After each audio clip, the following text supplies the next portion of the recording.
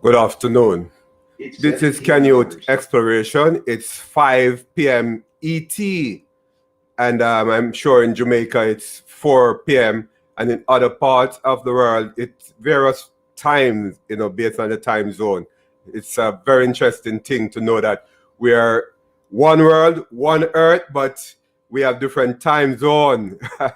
Some people are asleep now, perhaps some part of Europe, Australia, and some parts of the world it's bedtime, but you're listening to Canute Exploration. I am Dr. Canute White, your host, and I will be talking to a very important guest this afternoon, morning. It depends on where you are watching on YouTube or listening on your favorite podcast platform, Apple Podcasts, Amazon, Spotify. Welcome. I'd just like to also welcome those persons who are listening from places like naturally Jamaica, the United States, Canada. Data showing the UK, France, Germany, Ukraine. We have people from Ukraine listening, Spain, Australia, parts of Africa, St. Lucia, Switzerland, and other parts of the world. Welcome to Canute Exploration, your topic in a podcast. If you want to sponsor our podcast and make a donation or to be a part of the scrolling advertisement on the show, just email wradio668@gmail.com. That's wradio668@gmail.com. I have a question before we go to our guest. I have a question to ask. You know that we're in a pandemic, right? Naturally so. We all know that. We're tired, but guess what happened? Where are you? And what were you doing? What was your last activity? Perhaps a week before the pandemic, well, WHO declared COVID-19 a pandemic. What was that activity that you were doing that you wouldn't have been allowed to do during the peak of the pandemic? Well, I'm reaching out to you here from Miramar, Florida. But guess what happened? I was in Jamaica. I'm Jamaican. So I was in Jamaica, the Christmas, right? That's December, naturally, right? Partying. I'd have to let me hail up beer mug in New Kingston, right? The East Japanese restaurant crew, right? I was partying. That's the last event that I had attended before WHO had declared the COVID-19 pandemic. I want to ask my guest when he gets in what he was doing, or what the last event that he had done. But think about it, what you have done, what you were doing, that activity before the pandemic was declared, right? But we want to go back there. We are tired, no problem. Guys, as the pandemic cleared up, we want to go back to work, many of us. Those of us who weren't working, we were unemployed, right? Those persons who were unemployed would want to get a job after the pandemic, because we would have to feel comfortable about going back into the office, going back into the workspace. But there are some questions that you need to ask yourself before going job hunting.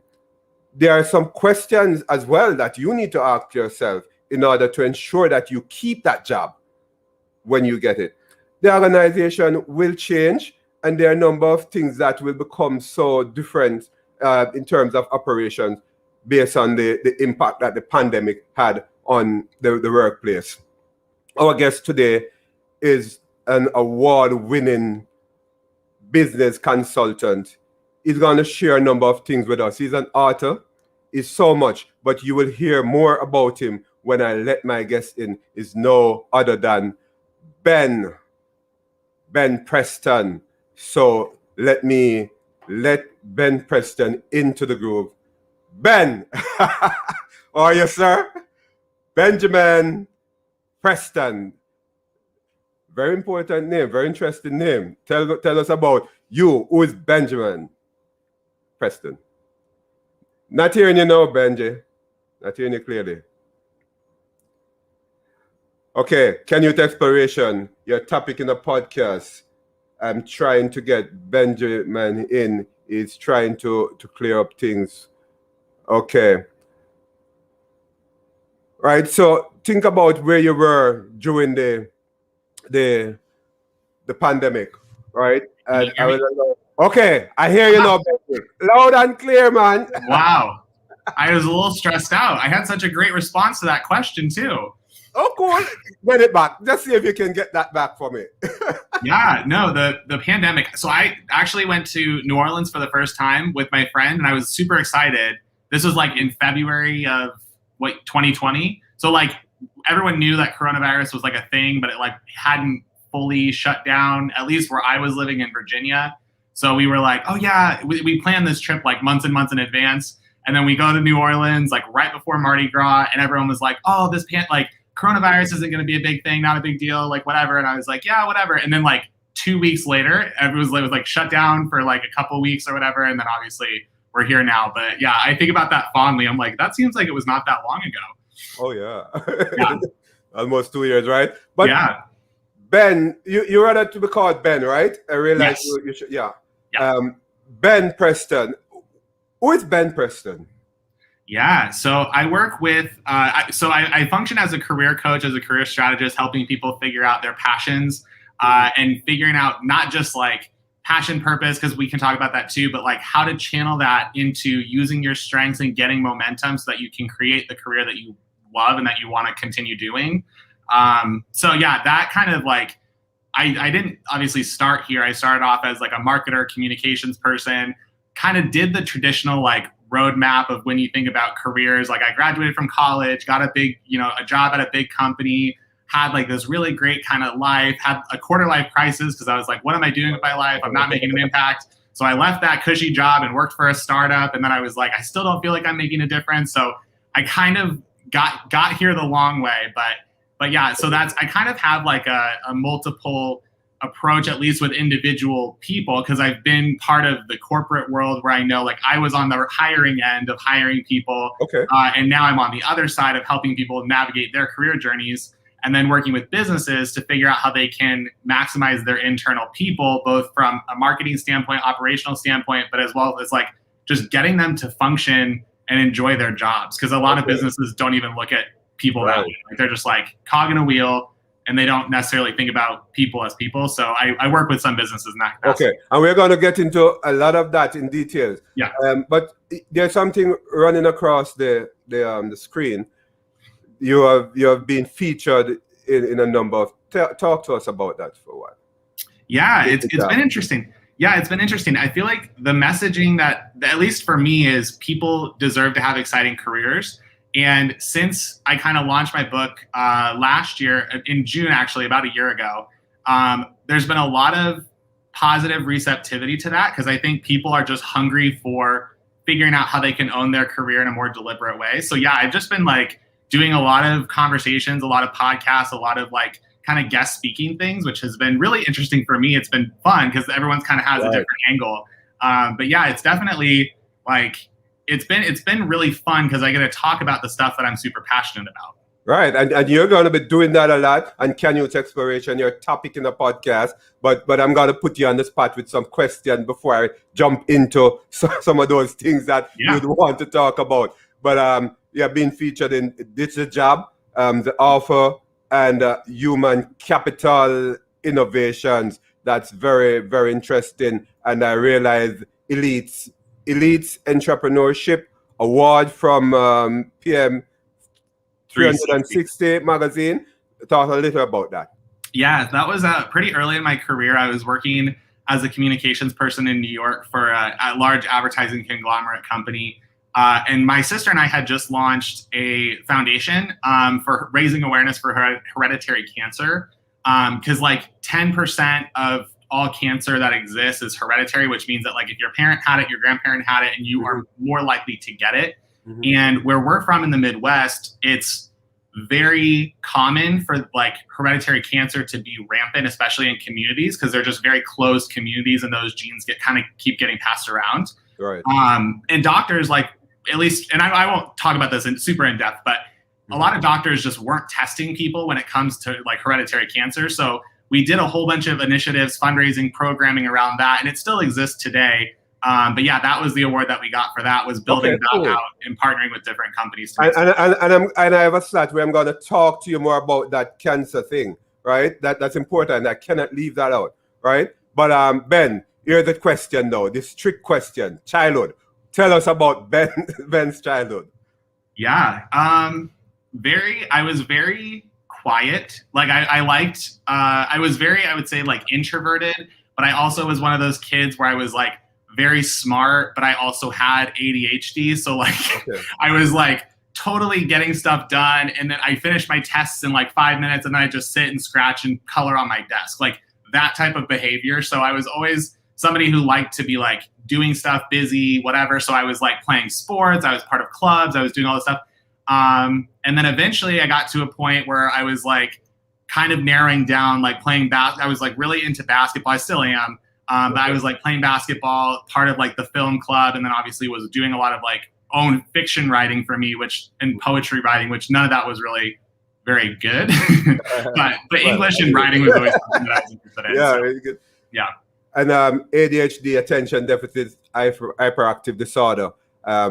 You might not know, Ben, but I am a psychologist / psychotherapist. I have a master's in psychology. I've worked with a number of children with ADHD. So very cool. Yeah. Okay. Yeah, I didn't get diagnosed with until later, in my high school / career. Yeah. Mm-hmm. Or college. Yeah. Okay, it was later. Cool. But you're doing well. All right. Tell me now, the organizations, you realize the challenges that organizations are now facing almost 2 years because of this pandemic. We all realize what's going on, right? And as somebody who had dabbled into the whole organizational development process and so on, I believe that organization would have a new face. What do you see as the new face of organization post-pandemic? Yeah, I think and this is going to sound really bad, and I don't mean to intend to say that I obviously didn't like the pandemic. I felt like it was just not great overall. But I think from a business standpoint, it gave business owners the push that they needed to finally kind of pivot their business to be more scalable. I think a lot of businesses, unless you're like a restaurant, but even restaurants were coming up with creative solutions, like that level of adversity on business helps you come up with creative solutions, I think. And that was one of the coolest things that I've seen is like businesses shifting their mindset from how am I going to tackle, someone walking by, or how am I going to like reach out to someone walking by, to how can I get my product in front of someone in a digital landscape, or how can I offer my service in a new and creative way. So I think a lot of those trends and a lot of that creativity, some of it might stop, but I think a lot of it is going to carry into the future, and you're going to see more of an emphasis on customer experience. I think that was probably the biggest change, because I think operationally, like accounting wise, like all of that type of stuff still exists. I mean, that didn't change that much, like people working remotely, but I think generally the connection that you have with your customer that changes the landscape. And I think that focus on creating more of a customer experience that people care about, or that you can like reach them where they are and continue kind of nurturing them through your funnel or your whatever sequences that you have, that was the biggest change. And I think a lot of that's going to continue moving forward. Okay. Ben, your philosophy, I am not sure how to categorize it, but whatever philosophy it is, but it's interesting. Build roles around strengths instead of taking job description, that should be taking job descriptions and fitting it into employees. Yeah. Talk to us about that. Yeah. So a lot of companies, when you think about kind of the longevity of organizations, a lot of people or a lot of companies and hiring managers will take the job description they had before, or the whatever, like they kind of go off of the historical records of this is what we need this role to do. So if you're thinking like marketing manager, the job description that existed 5 years ago is probably still the same, except it has 5 or 6 new things on it. And that's been a trend with businesses where they keep old job descriptions and they just keep adding to them. So by the time in 2021, when you're applying for a job, in order to get to the very bottom of it, you have to scroll through like 5 pages to even get to the qualifications. It's just insane. And not all businesses are like that. Some have kind of done like a counterculture thing, but for the most part, that's what businesses do. So the problem is when you hire people into that structure, and when people work for you, you're hiring them into a specific kind of box as opposed to, and this is both in terms of when you actually are applying for a job and once you're actually in the role, you're hiring people into this box that might not actually serve you anymore. And the kind of the key to changing that is figuring out what people's strengths are and then building those roles around their strengths, as opposed to just saying, we need someone who can post to social media. Well, it's like the what can still kind of exist in whatever format, but it's like the how is really the part that you need to change. Okay. So yeah, so like if the what is, we need someone to figure out our Google Analytics strategy, that's fine. But if you look at 10 different marketers are going to do it 10 different ways. And if you look at the way that you can kind of tailor their workflow to their strengths, you get a lot more out of them and they feel a lot more fulfilled during the process of actually working, which keeps them retain them a lot longer too. So it's kind of just like shifting that perspective of, instead of fitting someone into a box and saying, this is what you need to do, and I don't care if you want to, like, you can't step out of it, versus like, hey, I know that you are this person. Let's figure out how we can redo this workflow to accommodate your strengths and kind of get you more excited to come to work. So it's sort of like a competency-based thing. You're competent. Work with your competent. Okay. Yes. But follow up on that. The face of the new workforce. The workforce is going to be different, don't you think? Tell us what you think. Yeah, so the interesting thing, I always see articles where people will talk about like, oh, now there's like 5 generations in the workforce and da-da-da-da-da. For me, people that are new that are coming into the workforce, and this isn't even new as in like the past 3 years, this is new as in like the past 15 years, 20 years, people that are part of this generational kind of shift are coming into the workforce and just really finding that they're not having a great time, which is a very old school way of thinking. Like my grandpa, and I always use this example, he doesn't know that I use this example, I probably should tell him, but he is a carpet layer. That's what he did. I mean, he's retired now, but that's what he did for his entire career. And his mindset was, doesn't matter if you like your job, you need to have money, you need to be able to support your family. And now we're getting into kind of a diverse world where like you can make money being on YouTube, reviewing computers. Like there's no really set path for how you make money. And if you're able to make money in any possible way, why would you not have a good time while doing that? You know what I mean? So yeah, that's kind of the new workforce is expecting a lot more emotional connection to their roles rather than just like monetary. So do you think that we will recover from the disruption that the pandemic had caused in the workplace, the employment disruption for both employees and employers? I think we're going to get a lot more. I think we're going to bounce back a lot stronger. And I know the data and the kind of the models and everything's like, it's going to be a long-term recovery. For me, I think that the changes that businesses have made have been necessary, and they probably should have been done 10, 15 years ago. Like just focusing on customer experience, building out your digital platforms, like connecting with your customers where they are, that type of transformation is huge. That's going to carry into the future and just make businesses stronger. I also think it's going to open up bandwidth for a lot of individuals who might not have, if they got furloughed or laid off or something, where they're like, you know what, I actually didn't like that job. And I actually had this conversation with one of my friends where they're like, I didn't actually like that job. And like, would I have preferred to get paid? Sure. But now they can, like that 2-year span was like, let's focus on what I want to do since I'm not getting paid anyway. Let me figure out what I want to do and move in that direction. So I think we're going to see not only businesses functioning at a higher kind of capacity, but we're also going to have individuals who are kind of doing more startup, doing more side hustles, because that's the type of stuff that is fulfilling to them. Oh, side hustle. Yeah, you're going to see a lot more freelancing and so on. Oh, interesting. Interesting. Yeah. Okay. Your book. Let's go there for a while. Harness Your Butterflies. Talk to us about that book. Yeah. So the title, it's a long title. Harness Your Butterflies: The Young Professional's Metamorphosis to an Exciting Career. The book is fully tailored about helping people find their passion, find their purpose. And I always say, find your passion. Passion, in my opinion, is something you experience. So when I'm talking in the book, I'm kind of like navigating people through that first kind of hurdle of like, what do I want to do with my life? And then once they kind of figure that out, giving them the roadmap of, here are the next steps that you need to take to actually have a career that utilizes your strength, gives you momentum, allows you to make an impact, and just kind of gives you an action plan for how to own your career and have confidence moving forward. Okay, so that's the book, Harness Your Butterflies. Butterflies. What? Why this butterfly concept? Yeah. My whole thing with, like, in general, I've had a lot of conversations where people are like, yeah, it's like the metamorphosis from like a caterpillar to a butterfly. And I'm like, yeah, that works. In my mind, it's all about the excitement that you feel. So whenever you're doing something or you're going up, let's say to do something that you've never done before, you get like these butterflies in your stomach, which psychologically can either mean that you're nervous to do that thing, or it's excitement and nervousness are the exact same thing. Or the physical reaction. The only difference is how you tell your brain, how your brain processes it. So if you are able to tell yourself, hey, I'm excited to do this, like right before this podcast, I was like, I'm kind of nervous to do this. And I'm like, you know what? No, I'm excited to do this. So the idea is move toward the things that are exciting to you and keep doing the things that are exciting to you, because that's going to be the path of fulfillment, satisfaction in the long run, and allow you to come up with more innovation, more creativity. Like, there's just a lot of stuff connected to that emotion in a positive way that benefit your career.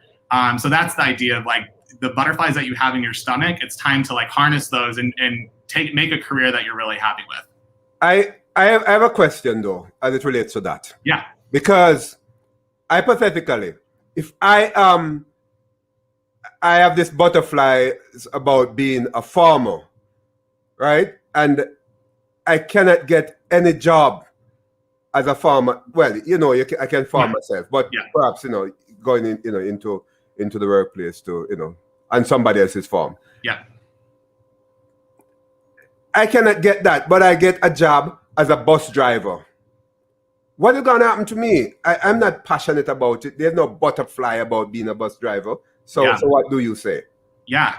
So the idea, I'm gonna use an analogy. So if you feel cold, like the sensation or the experience of cold, then you have the opposite reaction of knowing what hot feels like, right? Like in order to have the feeling of cold, you have to know what the feeling of hot feels like. Otherwise, it's just average. Yeah.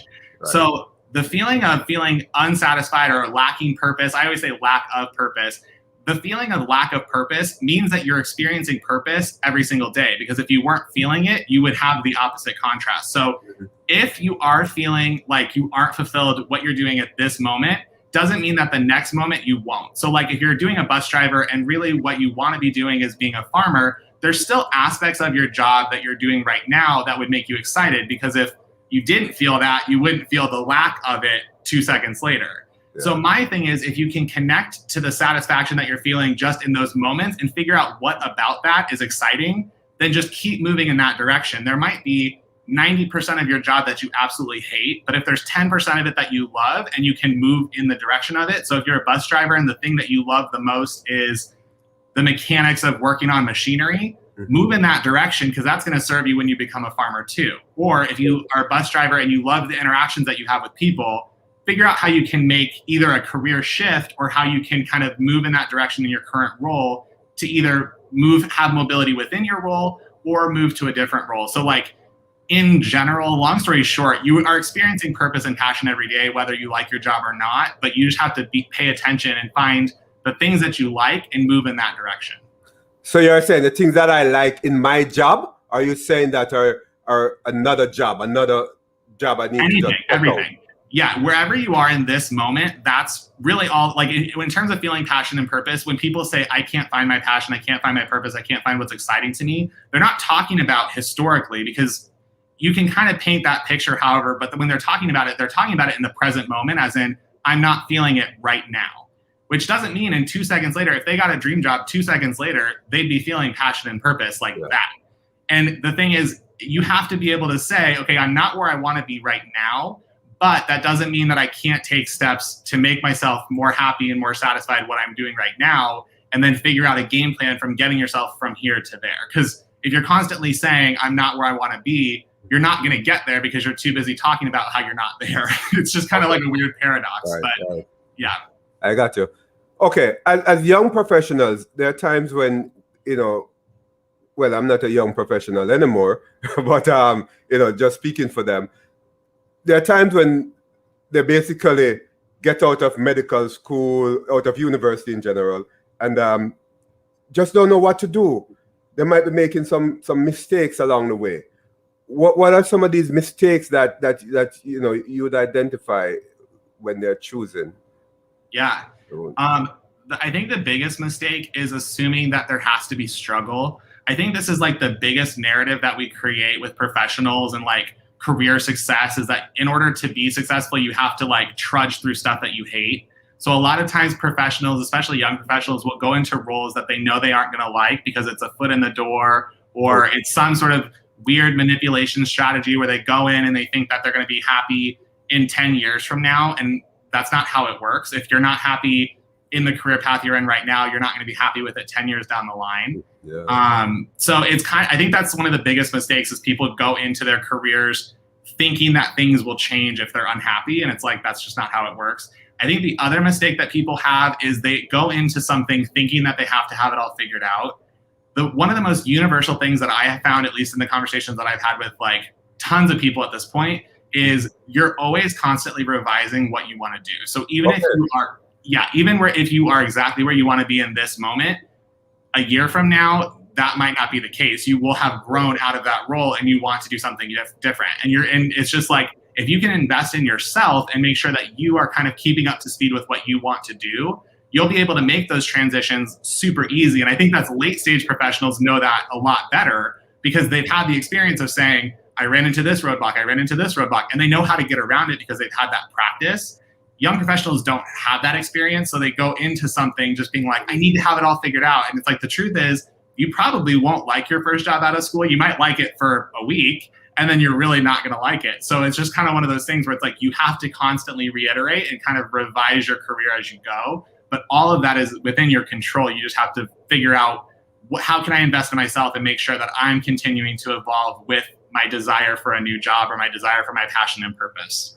But tell me, is it that the employee, the professional, robs society of something? Because why I'm saying this, because in my case, I've been a psychologist even back in Jamaica at a private practice, and I've been doing well. I love psychology, it's my passion. But somehow I realized that I actually have, no passion for this anymore. That happened to me. That exact thing happened to me. Mm-hmm. I have no passion for this anymore. So I move on to organizational behaviorism, sort of like psychology, a bit of it, and then education and so on. So I believe that I am robbing society. I'm robbing those clients of something good because I trust me, I'm a very good psychologist, right? And based on comments, reviews. Yeah. But I think that I'll be robbing the society. What do you think? I mean, moving away. Yeah, I think if you are looking at it from that perspective of I'm no longer being of service to that population, I think that would be an accurate statement. I would probably change the premise of your statement, or just in general, because I think a lot of people have that opinion too. Mm-hmm. If you are not happy where you are, you're not of service to anyone. And I know a lot of people, like a lot of leaders, think that they have to have this servant mindset too, where it's like, I need to sacrifice in order to give to other people. And if you're doing that, you're not of service to them anyway, because you don't like being there. Like, you might be really good at your job, but if you're not having a good time and you're not feeling excited and fulfilled, like, there's tons of opportunities that you can now step into. And I'm not just talking about just you, I'm just talking about— Right, I know you're being general. People are following passions and they're following their strengths and kind of building out these empires in a way that, like, if they were only saying, oh, I need to stay with this, I wouldn't have that level of satisfaction and growth. Like, there's so much more innovation. So let's just paint a picture. If you said, I only want to be a psychologist and do nothing more, then now all of a sudden you're not helping organizations. Let's say you wanted to do this really cool, innovative project. Like, there's major changes that you still are able to accomplish in your lifetime. And like, let's say if I wrote one book and that was, I'm like, wow, I really should just be a book writer and do nothing else other than being an author, then I'm missing out on a potential to help so many more people with the future of what I could do. So I think if you're constantly looking back and being like, oh, I said I needed to do this, or I needed to, kind of build out my career this way, it's like you are able to evolve with your desire, with your passion, with your purpose, because that's going to constantly be changing too. Okay. So what are some of the mistakes that young professionals make? Yeah. So the couple that I mentioned before, going into a career thinking that you need to struggle, that's the biggest one that I've heard. And then the other one of thinking that you need to have it all figured out. Those are the two biggest mistakes that I've seen. There's probably a lot more like logistical kind of career infrastructure type things of like, oh, I don't know what jobs to apply for. Is my resume good enough? Is my cover letter good enough? Like those you can kind of figure out, but it's more like the mentality of when you come out of school thinking you need to have it figured out or that you should be struggling before you succeed. Okay. That's interesting though, because young professionals usually, sometimes they're afraid of going into the ocean, so to speak. Hey, this is sort of saturated. How am I going to face the sharks out there? But they just have to do it, right? And prepare for the dynamics that follows. Yeah. I always do the comparison of when you first start to learn how to drive. And in some places, not like New York, people don't drive as much, like if you're taking the train. But for me, I grew up as a 16-year-old learning how to drive, and I was very terrified of merging onto the interstate. Like for me, that was like, I just couldn't do it. Because as you're going, no one teaches you how, and it's like everyone's just zooming past you. And that to me is kind of the metaphor that I like to think of when we're talking about career development, because you have all of these professionals going 60, 70, 80, sometimes plus more, and you have these new people trying to merge on, and it's very daunting and scary. And I think the faster that people can learn how to get up to speed with how everyone else is going, it's going to make jumping into the ocean a lot more satisfying versus like, I'm scared, what if I mess up? What if I do this wrong? Like, of course, if you're merging onto the interstate, there's always the chance you might get in an accident. There's always a chance that you might miss your exit. There's always a chance, like all of that stuff exists, but how satisfying is it to just like merge on the interstate, get up to speed and just like go with traffic? Like to me, that's a lot more exciting than like sitting cowering behind the wheel. And that like the sooner that you can learn how to merge onto the interstate or jump into the ocean, whatever metaphor works for you, that's going to be really, really exciting for you, especially if you can figure out how to merge on and how to go with traffic. It's going to be a lot more of a fun journey, a lot more exciting in the long run. Politics. You realize what you're saying now. In Jamaica, in the United States, and I'm sure many other countries, right? The whole political circle, the whole political arena, there are persons there who they're aged politicians, so to speak. It's not only here in the United States, it's all over. Based on what you have said, how can the younger politician merge? I mean, there will be bad drivers up there who will just push them aside. I don't know. So I don't know that much about politics, but in terms of like kind of framing that out, it's a lot of people, at least in politics, at least who I know, are comfortable with the familiar. And I think a lot of times younger people bring in innovation, change that a lot of people aren't excited for. So like in the US, there's a politician specifically who's trying to push for a lot of like the Green New Deal. That's like one of the big political things in the US of like sustainability, conserving the environment, all that type of stuff, which I'm like totally for. I'm like, yes, like we need to be smarter. We need to go like electric vehicles, renewable energy, all that stuff. People are scared of the innovation, the creativity, because they don't feel like they're going to be prepared enough to make that jump. A lot of people, when they like, that's kind of the resistance that you feel, especially with like older coworkers that I have found. The older coworkers, when I come in and I have a supervisor who's double my age, if I come in and say we should change and do things this way, they're going to be resistant to that change because they haven't done it that way before. And as a young professional, the thing that I have found that works the best, and potentially this might work in politics, I don't know, maybe I'll try it out someday, is the power of humility. And that's the thing that I always like. Nelson Mandela, I love reading stuff about him or just like listening to interviews that he was in. He always says that humility is one of the most powerful tools that a leader can have, because if you don't come off as a threat to someone, then they're more likely to trust you and work with you. And I think a lot of times young professionals will go into the workforce not being considerate of building trust, not being considerate of how humble they come across, where they just say, we should try it this way. And people are like, you're stepping way beyond your bounds. And I think if we can kind of teach people to be humble when they come in and not be as threatening and say, okay, yes, things are the way they are for these reasons, and we're able to change them, but they're not going to change overnight. This is going to be a long process. We kind of have to work to do that. I think it'd be interesting to see if a politician came in with that approach, because I don't know if humility works in politics, but I think that's the reason that a lot of people move toward voting older is because they're comfortable with the familiar versus innovation and change, and some reckless youngster coming in and wanting to do things their way. And I agree with you. Just push it a point a little. The Jamaican Prime Minister is a very young Prime Minister. I think he's about 40 something, 51 or something like that. I mean, and he drives the younger generation, the younger voters. But that's something that we just want to use it to look at the organizations and the fact that innovativeness is good, right? Mm-hmm. So we need to let persons into our organizations with innovation. But again, the pandemic is going to create a whole lot of innovative ideas coming in, even from the older workers. And you have said that.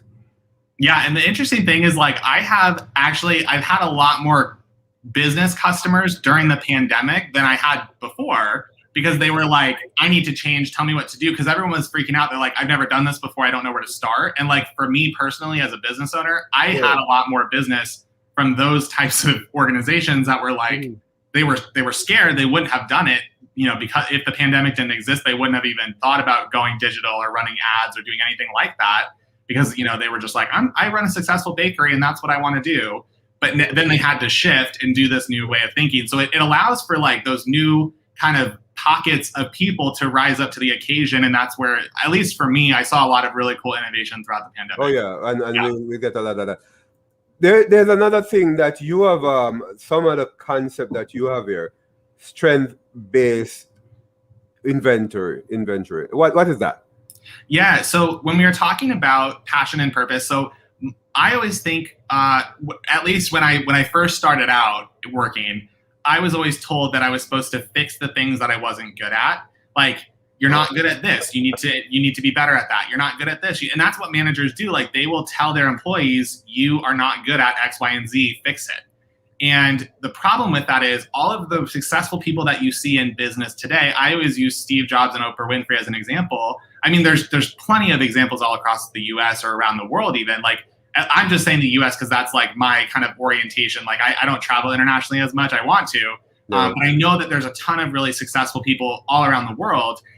And they're not known for their weaknesses. They're known for what they're good at. They're used to doubling down on their strengths and doing what they're good at.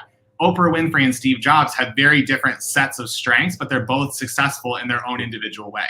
So when you're looking at managing a team or developing out a career, kind of helping your team, and I'm looking at this more from a management standpoint. Okay. If you're looking at leading a team, instead of looking at them, because sometimes functionally, yes, there are things that people need to improve, but for the most part, you should be encouraging your team to double down on the things they're good at.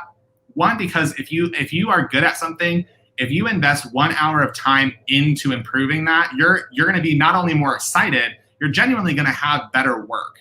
Versus if you take someone and say, you need to spend 1 hour improving this thing that you hate doing, you're not really going to get a great ROI because they're going to be spending time doing this stuff. It's going to be like pulling teeth for them versus, someone might invest, you might say, put 1 hour of work into doubling down on your strengths or learning about your strengths or going to this conference about your strengths. For me, I love strategy. If my boss, when I first started out, was like, we're going to send you to all these conferences about strategy and incorporate it into your role however you want, I would have been over the moon. I'd have been like, this is so great. I can take that back. And I would have spent, instead of 1 hour learning about strategy, I would have spent 10 hours learning about strategy in my own time because it's stuff that I'm interested in. So that's kind of, as a manager, or looking back and saying, okay, I'm going to evaluate my team. The best way that you can do that is by looking at their strengths and saying, okay, what are you good at? Let's invest more time in that and figure out how to get you to adjust your workflow and work more on the things that you're good at, or more of like the how are you going to be doing stuff as opposed to like the what. So we were talking about the what and the how before. Like, you might be doing Google ads, but how you do that matters. So that's the thing where you need to double down on your strengths, and kind of that's where the satisfaction, the fulfillment, the long-term retention comes in from a management standpoint. Okay, so it's a matter of strategic positioning. But my thing is that is it that employers are selfish? Is it that organizational leaders are selfish? They just think about self and not the employee. Not talking about incentives, but as you have mentioned, okay, what are you good at? Let me use you. Sometimes, or they just don't care. Because sometimes if and this is like I personally have worked in organizations and have worked with clients who have worked in organizations where they'll approach their manager and say, hey, I want to work on more of these types of things. Like they will bring it up because in my opinion, in career or companies don't necessarily care about your career growth. They should. And a lot of companies claim that they do, but they really kind of don't. And so it's on the employee to build out what am I going to be doing or what's my next step look like or how do I incorporate my professional and personal goals in my role. But when you look at it from an organizational standpoint, if they are saying, we don't really care, not that they would ever say it this way, but if you bring it up and say, I want to work on more of these things, and they say, no, your role is this, I would look for another job, because that level of kind of apathy or not caring about what your employees want to do doesn't show that the organization cares about you as a person. They care about your role, which is a very different relationship. If someone cares about you, they're going to try to figure out how to sculpt your role and make you happier because they want to keep you around, because they think you're a good employee. If they just care about your role and they just say, we just need a marketing associate, they can get a marketing associate anywhere. You probably should find an organization that actually values you and not just your pay rate, because that's some organizations do that. So they need to reevaluate the whole appraisal system, because naturally appraisal system is just more than, hey, are you doing well? But it helps the organization to use this manpower management skills that they appropriately. So it's really an interesting thing. But how do employers, though, retain these young talents? I mean, people are moving on. And we talk about, hey, I'm not passionate anymore and I need to move on. How can organization retain these young talents? Committees. You and I know a lot about going into committees. Yeah. Sometimes you just cannot retain people and committees, high school, past students association, and so on. So talk to me about organizations in that context. Yeah, I think there's a lot of different approaches to how people do that. In my mind, it's building out, like what we've kind of talked about a lot of this stuff is the strengths and building teams around strengths and stuff. The other thing to keep in mind is that people find satisfaction and fulfillment in two different ways. And if you aren't aware of the stereotypes of how people find fulfillment in their roles, it's going to be a lot harder to retain them. So there's two different types. One group is the type of group that will build out a career and they believe that their passion and purpose is something that they can build over a period of time. So those are the people that stay with organizations 20, 30 years. Those ones will probably be retained whether you want. Sometimes if you don't want them to, they'll still stay there because that's comfortable to them. The other group of people are the people who bounce from job to job to job to job every year. And the reason that they do that is because they believe that they have one purpose, one passion in this lifetime, which I don't necessarily agree with, but they believe that they only have one passion and their job is to find it. And a lot of times the tension comes in where a young professional, let's say, has this idea that they need to find their passion and their passion isn't this job, therefore they need to move to another job. Now, typically what happens is a manager just says, okay, well, good luck, figure it out. And then they go to another job. The other way that you could approach that as a manager is saying, okay, you're trying to still find out what you want to do today. Like, let's say this exact role isn't what you want to do. There's still options, not necessarily for startups, sometimes for startups, but like larger organizations, you could do job shadowing, you could do all these other things to kind of give your employee more exposure to different types of work, which if an employee is looking to leave or if you've been seeing a lot of turnover in that position, it might be the manager, but sometimes it might just be that the role is not that interesting. And if you can kind of make it more dynamic or allow people to be more explorative or explore, have more exploration, is that the word I'm looking for? In their role, and allow them to kind of do more, you're going to be retaining people a lot longer, especially if they fall into that second category of feeling like they have to find their passion. They'll put in the work. They'll put in the work to figure out what they want to do with their lives. But you need to give them the opportunity so that they can look at 30 different things within your organization, maybe not that many, 5 different things within your organization and say,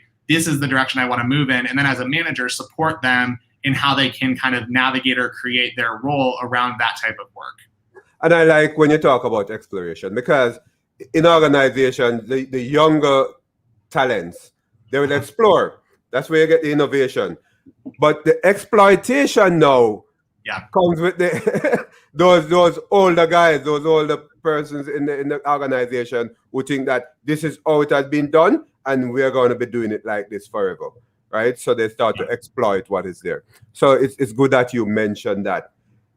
But my dream job, I mean, we all think about dream jobs, like dream houses and so on, right? We want to have the thing that we dream about, which seems to be the best thing for us. But I want you to tell me, how can I create my dream job? Or is it that I create dream job, or do I find my dream job? What's the difference there? So I always view it as we're constantly on the road to things that we want. So we talked about kind of our dream jobs before of like, oh yeah, like you know, you're like, oh yeah, child psychologist, that's what I love doing.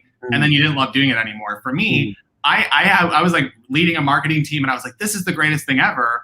And then 6 months later, I was like, all right, I'm done. Like I was just bored. And that level of like kind of building out your career is fine when people get to their dream jobs. But a lot of people think that their dream job is always something unattainable. And I always say it's more about the journey than the destination, because by the time you get to the destination, you're going to be bored. Like it's always like when the new iPhones are about to come out, and for the first 6 months before they come out, everyone's speculating what's it going to be, what's it going to look like, what's it going to have, what are the features? And then it comes out and everyone's like, all right, we're done. Like that's, to me, that's what career sculpting looks like. And that's what creating an exciting career looks like, is if you can figure out how to make the journey that you're on right now exciting and say, I'm not, the destination's where I want to eventually get to, but how can I invest in how can I make today purposeful? And how can I actually like sculpt the stuff that I want to do today? And then you'll eventually get to the dream job. And then once you get to the dream job, you'll have to go through the process again of saying, what's my next dream job and what's my next dream job? But constantly in the process, if you can actually take hold and say, I'm going to double down on my strengths, I'm going to look at the things that find the stuff that's exciting to me and the purposeful part of my work, and continually moving in that direction, you're going to start, what you're going to see is you might have 10% of your role that you like, then you start incorporating more passion, more purpose, more strengths, more whatever, and eventually you're at 50%, and then you're at 50%, and then you get a new job that's at 75%, you start layering it on. But that process of sculpting and creating, in my mind, that's all creation. If you aren't looking at it from that perspective of like, I'm going to intentionally take my effort and say, I'm going to go with my strengths, I'm going to find the things that are exciting to me, purposeful, and start incorporating those into your role in a very tangible way, by the time you get to the destination, you probably are going to be happy for a second and then be drudging the next 5 years of you trying to find your dream job because you don't know how to go through that process of being excited along the way. So I hear you talking about finding my dream job, but can I create my dream job? A lot of times, it's a lot easier than you think. I think sometimes we look at this and we look at like the current workforce and we say, this has to be the way that it's going to be forever, and I have to find where I fit, which I don't think is the way that we should be thinking about careers. We should be thinking about them as dynamic, constantly changing, constantly evolving. And if you think about it as more of a fluid state, as more of like water as opposed to ice, you're going to be a lot more, you're going to find a lot more opportunities to swim toward the things that you want, as opposed to just sitting there being like, well, this is all that I have. Like the pandemic's a really great example of that. If you were to tell me even 3 years ago, your role is going to be 100% remote, I would be like, I don't think so. I don't think that that's a journey that I want to go on. And then now that we've done it, I'm like, okay, actually, I'm going to try to find more remote work because that's what I like doing, or I like being able to have more work-life integration. So just the way that work kind of shifts and evolves, the idea that you can create your career, to me, isn't super out of the realm of possibility, because work is changing constantly. And if you are able to point out and say, okay, this is an opportunity I want to go after, this is an opportunity I want to go after, sooner or later, you're going to find a gap in whatever wall that you've been facing, and you'll be able to step through it with confidence and say, this is actually what I've been wanting to do for a while now, and I've just been preparing myself to take that step. You know, Ben, I'm thinking that society, let me put it that way, is not too friendly to the workforce. And I say society, basically meaning the organization, corporate society, right? Not too friendly to employees, to the workforce. I would want to suggest that corporate society is not prepared to take on the qualifications that are out there, to take on the skills that are out there. So what happened is that people are becoming more qualified, more skilled, but are left behind somewhere in a corner, not being able to use those skills and qualifications? What's going on? I think eventually they become blockbuster and they go away. So like the people who are in charge right now aren't going to be in charge forever. At some point, they're going to leave. They might pass away. Something will happen, and that's kind of a morbid way of looking at it. But the future of work is at some point just going to be the present of work, as opposed to the future. It's just going to be people working. So if you are able to eventually, and it might take time, it might be a slow process. It's always depends on the industry that you're in. Tech, for example, moves at the speed of lightning. Healthcare is being the same way now. It just depends on what industry you're in. And eventually, if you're at the point where you are Netflix, let's just say professionally, you're the Netflix of the workforce. You have all these great ideas. You have all this momentum. You have all this energy that you want to get out. At some point, you're going to topple Blockbuster and you're going to become the name or the leader in the space that you're involved in. That's just how it works. Like you kind of if you find a really great organization, because I've seen organizations where they will come up with this really cool initiative, put the best people on it, and they try to encourage those employees to have the most satisfying experience ever. And they just say, come up with something creative, come up with something really cool. Here's the end goal. Here's what we want to do it. And then they work with the executive team or they work whatever. Like that happens all of the time. Not all organizations are like that. Some of them are more risk adverse where they don't really want to take that level of risk. They don't really have that level of investment. But at some point, those people are no longer going to be there. And those organizations are going to have to adapt, similar to what the pandemic did. Like at some point, people are going to be forced to adapt and they're going to have to bring in these people who were sitting on the sideline for so long and come up with, how to incorporate them in a really real way. For so long, sitting on the sideline for so long. Bear that in mind. What would you suggest these people on the sideline for so long do? Don't sit on the sideline for much. Yeah, don't sit on the sideline for too long. There's so many things that you can do. I wrote my book. I started doing YouTube videos, started doing all this stuff while I was still working for someone else. Like there's nothing preventing you from creating whatever you want to create right now. And that's kind of my biggest thing is like a lot of people think that there needs to be like this divine lightning strike that turns their life around and Iron Man comes in and saves the day type of level of thing that happens in a career. And to me, career satisfaction and building out your career happens in small incremental steps. So if you're the bus driver, like what we were talking about earlier, if you're the bus driver and your goal is to be the CEO someday, there's nothing saying that you can't start taking steps to being a CEO while you're being a bus driver. Get more education, do more networking. Like attend industry events. Like there's all of these things that you can do. And I think sitting on the sidelines was actually probably a good way to say that. Like if you're sitting on the sidelines, that implies you're not doing anything and there's always stuff to be done. I think a lot of people get stuck in this idea of like, I don't know what to do. And that's almost the bigger pain point of instead of looking at things being like, well, I wish that was different. I wish that was different. I wish that was different. Like a lot of that just comes from people not knowing what they can do as an individual and move toward the direction that they want to have as part of their career. But like, you can do that today. There's YouTube videos, there's trainings, there's like the past 2 years alone, like I've done more professional development in the past 2 years than I thought I was capable of doing. It's just stuff that you got to do. And if you find the thing that you're excited to do and you start learning more about it, eventually you're going to become an expert in that space and you're going to be the one that the company goes to when they have a question about whatever it is you're the expert in. Okay, interesting. There are three strategies that you talk about in terms of getting to your professional goal. Talk to us about those three strategies. Yeah. Mm-hmm. Yeah. So the roadmap that I always follow, and it's figuring out where your groundwork is, like what's the foundation, what's the purpose, whatever you want to call it. What are the things that get you excited?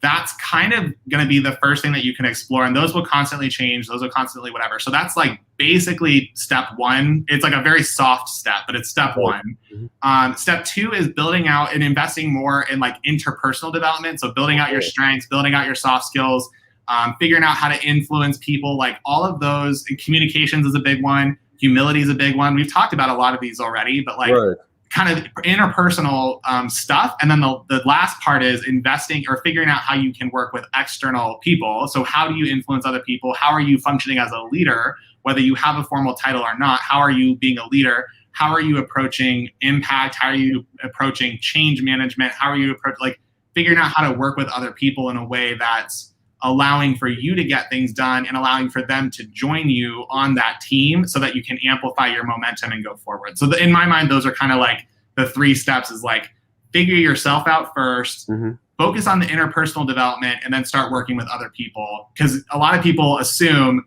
that you have to have an impact, you have to have a title, or you have to have these responsibilities before you can make a difference. And a lot of times that's not how the world works, at least from what I've found. It doesn't start with manipulating others. It starts with manipulating yourself and figuring out how you can get yourself to where you want to get to and then work with other people. And Ben, you're not only talking to adults, in the workforce, but you're talking, well, there are some young adults, let me say, 18, 19, just finished high school.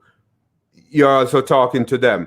But the thing is, experience. Many organizations asking for 5 years experience, 2 years experience. I mean, I'm just out of high school. I just graduated from high school. Where do I get that? Tell me about it. Even the on the job experience that high schools have, it's just not sufficient. It's rampant. 2 years. It's crazy. It's crazy. There was this when I was in college. When I graduated from college, there was this really funny meme of this picture of like little kids at a construction site with a hard hat on. And it was like when your employer requires that you have 10 years of experience like for an entry-level role. And that was kind of like the thing is like, when do you start working or when do you have to start like interning? Like I've had people in high school, even not people that have been clients of mine, but just like, friends, like their kids or whatever being like, hey, I have a question. Is my kid supposed to have starting an internship in high school? And I'm like, why? Like, why would you do that? I think it's tough, especially for young professionals, to try to figure out when that starting point is, especially like, how do you know so for me, I started out in communications and I'm in marketing and now I'm in even career development. Right. Those are related kind of, but like not really. So I started all of my internship experience was in communications and that's not what I'm doing right now. I think when you're starting out, if you can try to find stuff that's going to be the most practical for you to invest in, I always am an advocate of starting something, whether it's getting a certification, that might be really good. Just getting some. Ooh. Go ahead. Oh, okay. I was like, you jumped off the screen. So I was like, no, that's all right. Go ahead. Yeah, if you can get some level of some experience, and then a lot of times just keep applying for jobs. The companies sometimes say that they want somebody with 5 years experience, 10 years experience. They usually don't want to pay that person. So like if somebody is coming in with 5 years experience, they're probably going to be making 25K more than you. So I think a lot of organizations will put that on resume or put that on job descriptions, but they don't actually want to pay that. So by default, they usually get entry-level people just because they don't want to pay for the 5-year person. Right. It's kind of like the supply and demand kind of thing of like, if they want 5 years, they need to pay for 5 years, but they don't actually want it. So I would just say, if you see it on there, it's an entry-level role, I would just say apply anyway. What's the worst they're going to do is say no. Like it's tough. I wish they wouldn't do that, but they do, and it drives me nuts. But I don't think it's a huge deterrent from applying for jobs. I don't know where it comes from. Honestly, I do not know where this thing comes from about experience. I'm just coming out of high school and it's insane. Not even 2 months experience. Yeah. You need 5 years, 2 years experience. But, yeah. I hope that organization, get that right soon. Okay. I'm Ben, with you. Yeah. Yeah, Ben, I want you to talk to us now about job hunting. This is critical. It might be one of the most critical things that you address in this interview. What are these questions that I need to ask for job hunting? What are those questions? It's important for us to know. Yeah. The biggest one is this something that I'm going to enjoy? We talked about before having people moving into jobs that they don't actually like because they assume that they're going to get some sort of long-term benefit and they normally don't. Right. So figuring out, do you actually like the role? Is it going to require, or are you going to have some sort of mobility in that role once you're there? I think one of the other things when you are job hunting is looking for the specific industry or sector that you're in. It depends on where you are in your career journey. If you're early on, usually you don't have a lot of preferences. You don't have a lot of filters, I call them. in terms of like filtering jobs. But are you going to like the industry, the sector, the kind of the place that you're going to be? So if you're, let's say, in healthcare, are you going to like healthcare, in 5 years? Or are you just doing it because it's an available job? If you go into a sector that you won't like, you're not going to like the job. And then when you start actually looking at companies, it helps to know if you have a preference. And if you don't have a preference, it's fine. But if you have a preference in terms of the organizational kind of like the way that they function, you can find out a lot about how organizations work just by looking at some of their websites, some of their platforms and stuff. Depending on the industry too, like a lot of tech companies they have like a shrinking hierarchy versus some of the old, more conservative type of industries like banking or finance. They have a very hierarchical structure. So like you're going to be at this level, and consulting is kind of that way too. It's very hierarchical. So if you can figure out what type or what preference in terms of organizational structure, behavior, you probably could talk about this better than I could, but if you know what type of organizational structure or behavior that you want, and it's not always by division or by industry or by sector, but it kind of is. If you can find that, I think asking yourself some of those questions will help clear up a lot of the job hunting questions, because it gives you some clear filters that you can look through, and it's more of like a preference list of, am I wanting to work in this sector or this sector? Am I more of an innovation person, or am I more of a process person? Am I this type of person, this type of person? Like you can kind of filter out different organizations that way and be very targeted in the types of jobs that you apply for once you figure out the types of roles that you want to apply for. How do I know if I get the job? Do I know at the interview? Sometimes. I think one of the biggest indications that I have heard, and I always think this is kind of a cool trick, is if the interview starts talking about you as an individual, it's kind of like you can pick up some subtle signs. So if you're getting interviewed and they say, well, this person would do X, Y, and Z, it's probably not a good indication that they like you. Okay. If they're saying, well, you would do this, you would do this, you would be doing this, you would be working with this person, and it's a very distinct difference. As an interviewer, I always try to say this position no matter what, because I don't want people to get their hopes up and think that they get the job. I think by default, you should always assume that you are qualified to get the role, but that's probably not the role that you're going to get. Just because I think if people hype themselves up, a lot of times when they go into interviews and they say, I got this job, then they don't bring their A game. If you are constantly in the mindset of, I am qualified for this role, but I still need to show up as if I don't have the job, I think you're going to perform a lot better. Okay. Because you're going to be coming from a place of, I need to prove something versus they owe it to me to hire me. Because that mentality usually comes across in interviews and people don't hire. But yeah, that trick of like listening to the way that they frame you in the organization is a really good indicator about if you're going to get the job or not. Yeah. If I don't get the job, do you think, well, usually they will correspond. They will say, hey, we choose, somebody else or something like that. If I get that rejection, so to speak, do I respond? Do you think that I should respond to the note? It depends on how you who's giving you the notification. Sometimes it's just an automated thing. Okay. Like for example, when I first started my career, I applied for a job that I really wasn't qualified for, and I got a notification like a year later that I didn't get it. And I totally forgot about it. It was just one of those things where it's like, you're not, we found someone else for this position. It was like, all right. That level of thing I would not respond to. If you're working with a recruiter specifically, or if you have multiple interviews with someone and they send you a personal email, I think it's always okay to just respond if you're genuinely not coming from a place of anger, frustration, because sometimes people are like, well, what the F did I do wrong? And they want to just like confront somebody. Don't do that. If you genuinely are like, I thought I was a good fit for this role, you can email them and ask and say, hey, I thought that I was a good fit for this role. I was really interested in, I thought your organization was interested. I thought we had a really good rapport.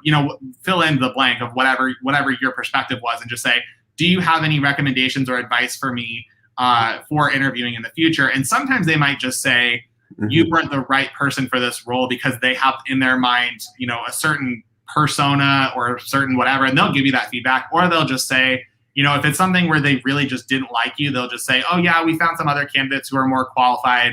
That's fine, just move on. But sometimes you'll get somebody, if you have like a really good rapport with them, they'll give you some pretty candid feedback and say, hey, we thought you were a perfect candidate. One of the determining factors was you needed to have healthcare experience and you didn't.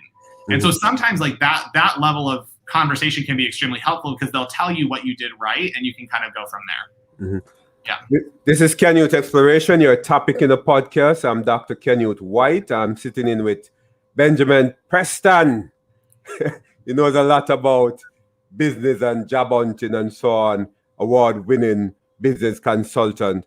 I'm going to talk a lot more about his business, though, his online courses and so on. But I just like to ask a few more questions that I think my viewers would have asked. Yeah. Right. And in the United States, it's different from Jamaica, where I'm from. Right. But now I reside here in the United States. I realize that when you're applying for jobs, it's like you're writing a book. The application is a book. Let's put it like that. 6 pages. Yep. 10 pages. What's with that? Yeah. Should I answer? Should I do it? If you really like the job and you think you're qualified, I say yes. There's some, it's kind of comical to me because like when you submit that level of detail, 70% of the time people don't even read it. Like when you submit, I remember I worked for an organization where they're like, everyone, if they don't have a cover letter, don't look at their resume. And then we're like, all right, great. So anybody that had a cover letter, but then no one read the cover letters. It was like just that, it was just bizarre.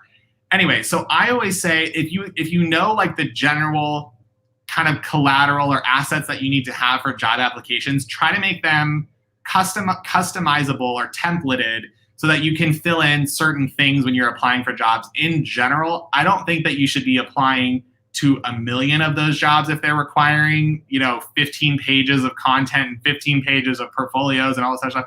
If you have a role when you're reading through the job description that it just like lights you up inside and you get excited, I think just for the benefit of imagining yourself working there, the excitement that you get from just imagining that is worth the application to me.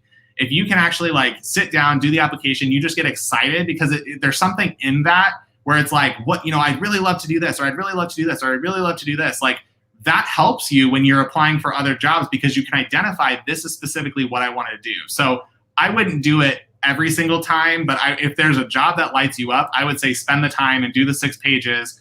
Even if you don't get the job, you still can articulate these were the 4 things in that job that I really liked, and you can apply those for your future job hunt. There's a thing here in Florida. Which state are you? I'm in Virginia, right outside of DC. There's a thing here in Florida, at will. I'm not sure if it's in Virginia as well. Yep. At will. Therefore, I can leave at any time. You can get rid of me at any time as an employer. My thing is that if that is the case, is it okay that, I spend perhaps 2 months in the job and leave? What would you recommend to somebody just going into a position? Should that person wait out for a year? I mean, to make it look... Yeah, it's always a question. It's always a question. I worked for an organization that I was there for 7 months because I genuinely saw a lot of unethical, potentially illegal activity. Like, if you can stay in a role for a year-ish, I would say that that's kind of a good rule of thumb. It's not a requirement. Some industries, like I know my sister is a nurse, you have to be in your entry-level job for 3 years before another hospital will take you. So that's kind of like stuff that you have to, you kind of have to like just, it depends on the field. I think a general rule of thumb is 1 year is mostly okay. If you really can't handle it, like I've been there, I know what it's like. If you're really struggling and just not having a great time and you need to leave after 2 months, I would say find another job. If it takes you 2 months to find another job, then you've been there for 4 months. Like it just, you can, as long as you're not doing that every single job that you have, I think that's where people get confused because they're like, well, if I leave in 2 months, then I have to stay in this next job for at least 2 months or a year. And it's like, in theory, yes, but if you're really struggling right now, it's okay to move into a different job. Just don't make a habit of it 2 or 3 or 4 times. Okay. I have 2 more questions before I go into your business. Acceptance error and rejection error. Tell me, organizations may accept the wrong persons and reject the right persons. Yep. How do they do this? Yeah, I wouldn't take it personally. Yeah, sometimes organizations have, it's called a hiring bias. There's multiple reasons for why that would happen. Sometimes they have just a bias. So potentially like if I'm a strategic thinker, I'm a strategic person. If I'm looking for a role that's more execution heavy, if I'm recruiting for that position, I am more likely, statistically, I'm more likely to gravitate towards someone who's more like me or thinks more like me, which would be a strategy level thinker. So I'm more likely to hire that person even though they're not the right fit for the role, if that makes sense. Yeah. So as a hiring manager, the thing that you want to do is lay out those qualifications ahead of time. If you're doing it on a committee, it's even easier. You literally just say, these are the 4 or 5 things that are the most important to us. And then you rank them and just say like, we're going to score every single person and we're going to weight them to, we weight it 5 times for this attribute, 3 times for this attribute. And then you just add up the tallies at the end and whoever has the highest score is who you hire. I've done it that way. And that to me is one of the most effective ways of doing it because you always hire the right person. Okay. But sometimes people just hire the wrong people because they have a hiring bias. If you're on the receiving end of that and you're like, not that they normally will tell you it's you versus this other person, but if you feel that you were the right person for the role and they didn't hire you, it might be that there was something about the way that you were interacting with them where they just didn't see a long-term working relationship with you. And it's probably good that they didn't hire you, because if you get into that role and you find out you didn't actually get along with that person or there was a lot of communication issues or whatever, that's worse in my opinion. But yeah, sometimes it's just hiring bias, unfortunately. Okay. Yeah. You perhaps touched a bit on this question. How do you maneuver the whole thing about you being overqualified or overskilled, so to speak, over naturally, you're in an organization that they employ you, but you're really just too much for them. How do you maneuver that? Yeah, if you're feeling overqualified, obviously it's always open to apply for other roles, but I would say if it's something where if your technical abilities are bigger than the role that you're in. So like, let's say I'm just going to take myself for example. So if I am someone who knows how to run Google ads, but I also know how to do a whole advertising media buying strategy, those are 2 very different kind of levels of thinking. One of them is platform related. One of them is like integration related. So if I'm able to do this high level thinking, but my job is just Google ads, I would say look at your soft skills. What are the intangible things? Because those are the things that are preventing you from moving up. People want to promote you. They want to move you up. They want to keep you. If you feel like you're overqualified for your role, you need to look into your soft skills and figure out what you're missing. Because there's something leadership oriented wise where they aren't going to move you up because you don't have a certain level of soft skill. Okay. Interesting. You're listening to Can Youth Exploration. You're a topic in a podcast. We are talking to Benjamin Preston. Yeah, very interesting guy. He has a lot to share. But what we're going to be doing now is to basically go into Benjamin's business. He's also a businessman. And we're going to talk about his business on Biz Exposed today. Let us talk a bit about your business, Benny. I see you have an angle with that. We'll look at that later. We'll look at that. What's the name of your business? What is it? Yeah, so I have my biggest, my business is Benjamin Preston LLC. My biggest product that I have, or my premier kind of thing, is called the Career Accelerator Program. So it's taking a lot of the roadmap of like, I can't figure out my passion, my purpose, whatever, taking that roadmap and walking you, it's an 8-week program, taking you from start to finish on, how am I going to, like, what's my passion, what's my purpose, how do I utilize my strengths, how do I figure out my soft skills, how do I start to influence others and become a leader within my organization? But it literally walks, and there's like assignments and everything. It's a whole crash course on how to build out your career. Yeah.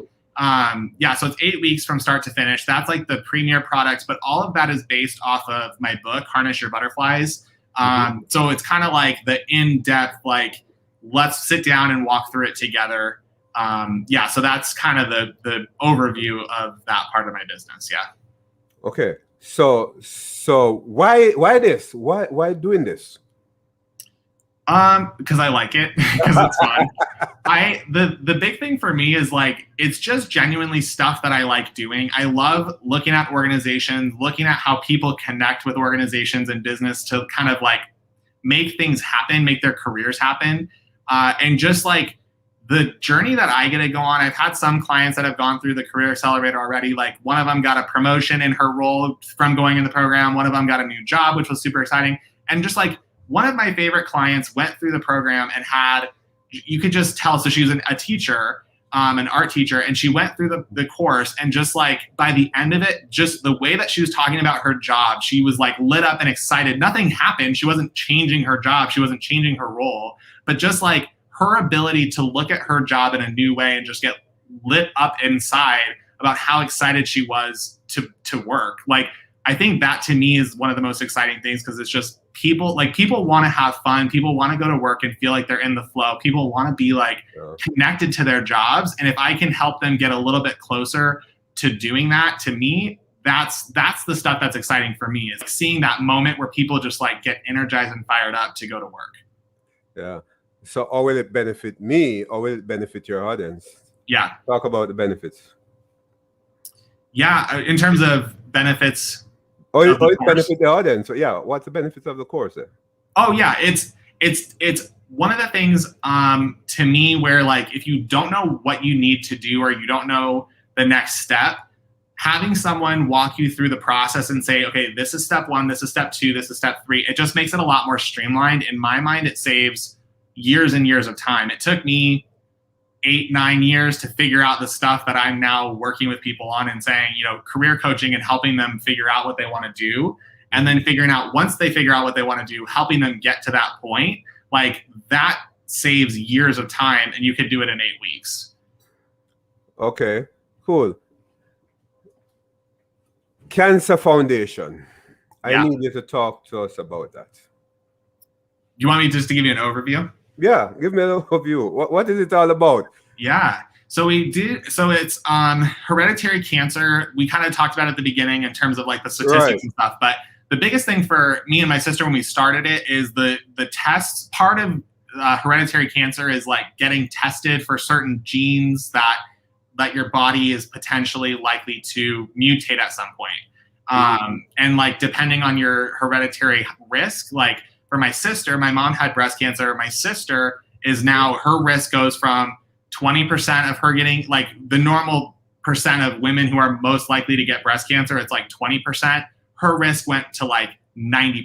Like so she basically is going to get breast cancer at some point. So it totally shifts the way that you approach your health outcomes and the way that you approach medicine, the relationship with like preventative care. But people don't know that. And a lot of the problem is when it comes to cancer specifically, a lot of the testing is super expensive.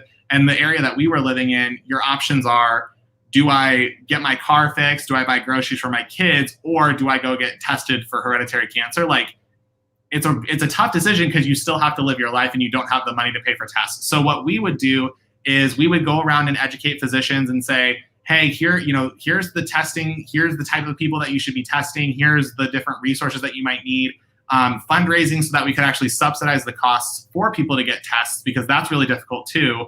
And then acting as a support network. So when people find out that they're positive for a certain gene mutation, because we found out some people just don't want to get tested because they don't want to know. So like in theory, if my sister never got tested, she wouldn't know that she's a 90% breast cancer risk, and she constantly living her life thinking, I'm going to get cancer, I'm going to get cancer, I'm going to get cancer. So we have a support group for that as well, so people can have those conversations and be a little bit more engaged and supported when it comes to making these like really important healthcare decisions. So that's kind of like the foundational or the nonprofit side of what I do in my day job. Okay. What next for Ben? More writing? It's a great question. I don't know. What I really want to do at some point is take my career accelerator and actually turn it into like a startup incubator. This is like a long term, maybe like 5-10 years down the road. Once I get my business kind of to the success level that I want, actually finding those entrepreneurs like who I was when I, a couple of years ago when I didn't know what I was doing, I didn't have the funding, I didn't have it, like just getting your business off the ground. Functioning as that mentor, that financer for a lot of small businesses, I think would be really, really cool. A lot of young professionals who want to start something but don't know where to start. That's in the long run, I think, what I want to do, but that's still like 5-10 years down the line. Okay. Yeah. Okay. Interesting, Ben. It was so nice talking with you. You have shared a lot, right? And I am sure that many persons who will be job hunting post-COVID, we'll take some of the advice that you have given, and organizations as well, because you have said some things that employers need to hear, right? So I'm sure that we'll all benefit from the advice and information that you have given just now. Ben, Preston, nice to see you, nice to meet you, nice to have you on Canute Exploration, your topic in a podcast. Wish you all the best, and we'll talk. Take care, Ben. Thank you. Thanks for having me. Nice. Bye-bye. Bye. That was Ben Preston and Canute Exploration, your topic in a podcast. Get his book. You will see the contact information there, www.benjaminpreston.com. LinkedIn, Benjamin J. Preston. Twitter, Benny J. Live. Instagram, Benny J. Live. Facebook, Benjamin Jan Preston. Ensure that you give him a call, contact him somehow, and there's a number here for his media contact. Sarah Bean, 310-254-6106. Give Sarah a call, and Sarah will be able to link up with Benjamin Preston. Very interesting person, very interesting resource person. Talk with him, get him into your organization so that he can talk with your employees. Get him into your organization so that he can help you to go through some of the strategic challenges that you are having to ensure that your organization grow after the pandemic, because perhaps soon time for us to go back to work and to start again, to rewind and move the organizations forward. We're still in a pandemic, guys. Remember, wash your hands, keep your social distance. And I'm basically an advocate for the vaccine. I am not saying that you should take it, but I'm encouraging you to take it so that we can go back out, we can have fun again. We started out talking about where were we, what we were doing before the pandemic, and we want to do that again. Take care. See you next week. This was Canute Exploration, your topic in a podcast. You can email me at wradio668@gmail.com. Instagram, Canute Exploration.